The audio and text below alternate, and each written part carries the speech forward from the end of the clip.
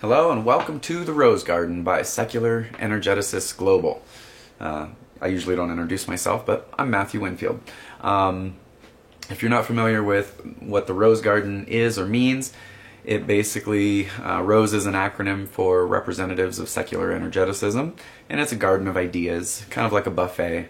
You can examine the ideas, take what you want, but of course, Secular Energeticists Global is a group that's built around the perspective secular energeticism, which I wrote a book about. That book is called Matthew 10:10, Travels of an Awareness. Since these are the early stages and not everybody's in the know, gotta let you know immediately that the book is not religious. This is not a religious endeavor. Matthew 10:10 is my name and my birthday.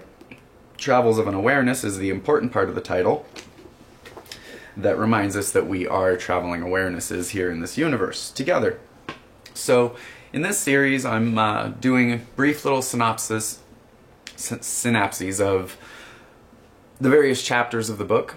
I've done all of them up to now, which is we are now on chapter 7. Quick reminder that the early chapters are kind of the ones that are preparatory to actually get to the perspective that is energeticism. After that, we take energeticism and apply it to identify our position. Once again, this is a description of our position and not yet a prescription for how to exist. In chapter 7, we kind of move to see how it works, that we understand our position and our circumstance, and given that position and circumstance, we move to act in certain ways.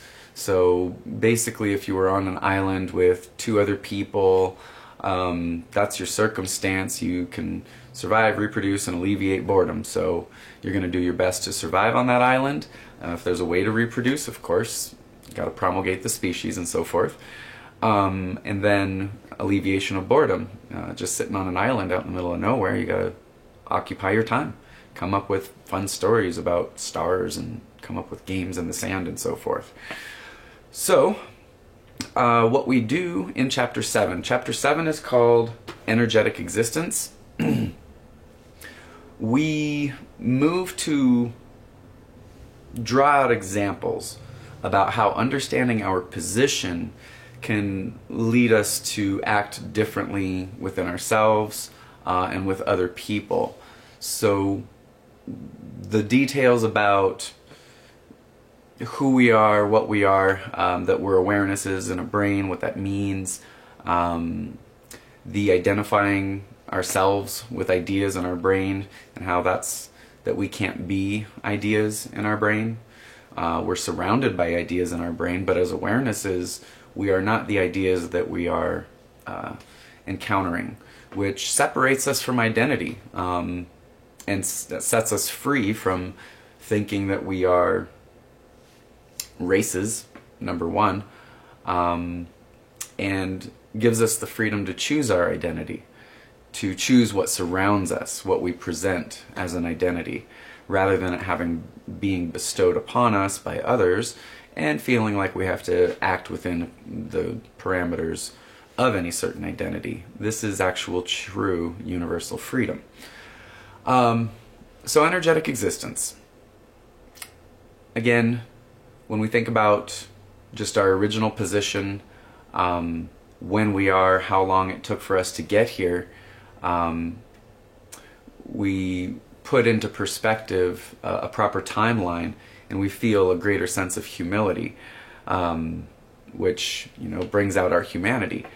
There are many different things about energeticism that get put into practice, and so all of a sudden you do see things energetically. Energetic existence, it's the energetic perspective, and so basically everything surrounding you. Energetic patterns, they are representations of the universal will, essentially, which comes from philosophy. Arthur Schopenhauer is one of those philosophers. Friedrich Nietzsche is another one who talked about the universal will or the will to power, things like that. But basically, since everything's made of energy, as we call it, then we can see patterns and know that energetic patterns are hitting us, and that we're delivering them to other people. We can see people's intentions a little more clearly, because ultimately that's all that's going on, are people and their will and intentions within themselves and outside of themselves. So energetic existence becomes pretty neat when you look at everything energetically outside of you and within. We also realize that all of a sudden there's a relationship between us, the self or the awareness, and the brain that we occupy. We give the brain a ton of credit all of a sudden for being incredibly vast. We are not that brain. We exist within it. We can access parts, and it allows us to access parts. We work in tandem. So when the brain wants us to notice something, it tells you, such as needing to go to the bathroom, or when you're hungry, or when we need something. It's usually, those who are pretty adept with their brain can actually request the brain to do things, ask it to learn. As a pool example, if I lose a game and I say, okay brain, remember that shot, remember what you did wrong, and sleep on this and don't do it tomorrow. It very well can work on that a little bit for me. And when we sleep is when the brain does the most amount of processing. So, we can use that to our advantage when we're trying to learn things. Anyway, you start to see that we start to realize that we are these energetic beings, these learning organisms who didn't know anything long ago. And now here we are, having slashed and burned and conquered and divided and set up nations and divisions all over the place. And on one hand, life can seem a little tough, given a lot of the things that people do to each other. But on the other hand, life is also incredibly beautiful. Just this planet alone is ridiculously beautiful. The people and their abilities to achieve, to get things done, to make these discoveries, their will is amazing. And so we really do have our hands full with learning about all of that. Energetic existence means learning about existence objectively. There's a brain on top of our head that a lot of people, on top of our shoulders, excuse me, that a lot of people don't even know the parts to. And I can't sit here and say, yes, I know the parts to every single part of my brain and how everything works. It's a very complex thing. But to know at least some, more than 2 different parts, you can confront a lot of people and say, hey, name 4 different parts of your brain. And a lot of folks just can't. So, that along with realizing that we've produced 4,200 religions with the intention of laying out our position to govern ourselves. That's what religion was for originally, to govern us, to help us to be civilized, really, within our microcosms. Of course, we didn't have the reference points, so we made up a lot of weird things, and a lot of weird sacrifices and stuff ended up happening all over the world. And that's just what happens when you kind of start off on the wrong feet, or the illogical premises, which I haven't talked about much. But when you read the book, you'll actually learn a lot more than what I've said in these videos. So I definitely urge you to read the book. All of this is to entice you to get the book, to study it, and to understand what we're talking about when it comes to secular energeticism and energetic existence, and reevaluating the fundamental questions of existence. I don't think I've said so within any of these videos, but if you just take those questions and answer them objectively with current information, which is what we've done, you get a more universal perspective that works for all of us, or transcends all of us. We are all universal beings, but basically here in this position on a planet together to try to survive and reproduce and alleviate boredom. Now, I always like to point out, within the alleviation of boredom side of things, this is part of energetic existence, is the actualization of potential. So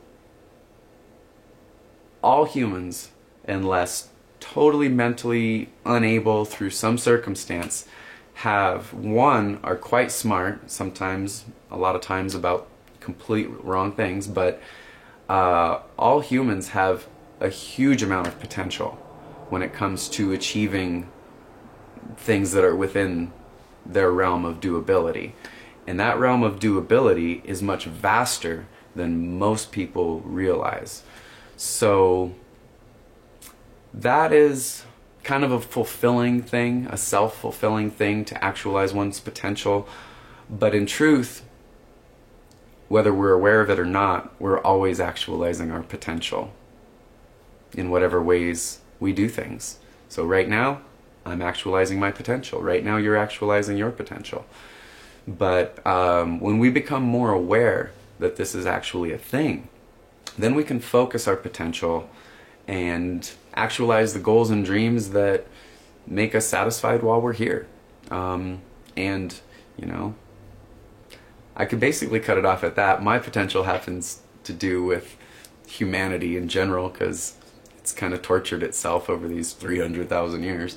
And it's time to bring humanity up to date on information that's readily available. All I really did was focus it on understanding existence, and understanding what that journey is all about, which happens to be going all the way back to the fundamental, most basic questions that any existent being in the universe would start asking. And every single energetic being in the universe that would ever begin asking these questions would start at the same place. No reference points. And therefore, their perception of their position is going to be in error. Some of you might be delighted that somewhere in the book I refer to Plato's cave, where you perceive one reality and then something changes what that reality is, and then all of a sudden reality's not reality anymore to that person, and then something else changes that reality, and he sees an even bigger reality, and so on until you just don't know where reality actually is. Or at least I think more to the story is that there's more to discover, and there's more that makes clearer the reality that we're in. We've done a lot to make it very clear. So here we are, energetic existence, and we'll move on to chapter 8 here. You can get my book on Amazon. You can find me at my website, www.matthew1010.com. You can find us on Facebook, on multiple pages, Twitter, Instagram, and you can also get clothing and stickers. So hopefully you're into this. I've been into it for a few decades, and we'll see where it goes. Thanks.